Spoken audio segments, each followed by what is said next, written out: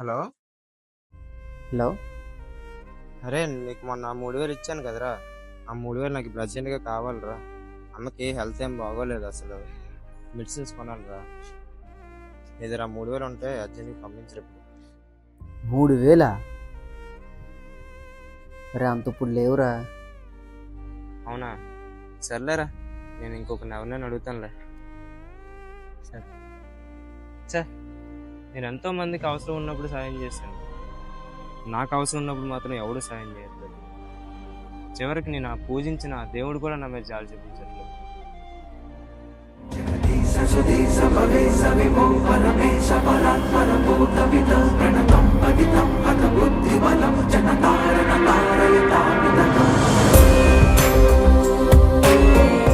ఏమయ్యా, దినేష్ అంటే మీరేనా?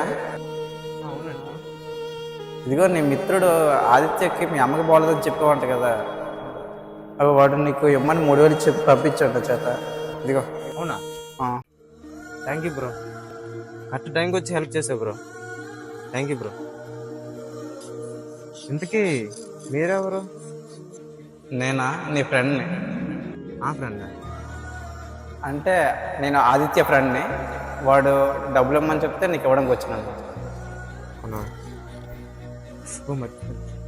బ్రో ఇంతకీ మీ పేరేం పేరు? నా పేరా శివ, ఈశ్వర, మల్లికార్జున, సాంబ, ఇలా ఒకటే ఎన్నో పేర్లు ఉన్నాయి.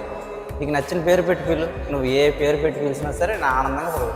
ఓ అవునా బ్రో, ఒక నిమిషం ఆగు, అర్జెంట్ కాదు, ఫోన్ వస్తుంది. హలో అమ్మా, ఇప్పుడే ఫ్రెండ్ దగ్గరికి వచ్చాను, డబ్బులు ఇచ్చాడు, మెడిసిన్ తెచ్చేస్తానులే. ఓకే.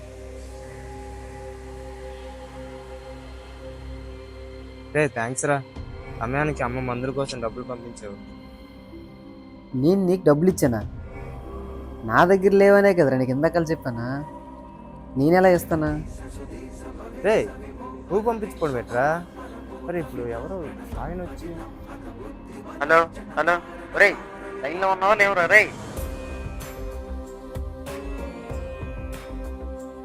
అంటే మనిషి రూపంలో వచ్చిన దేవుడా?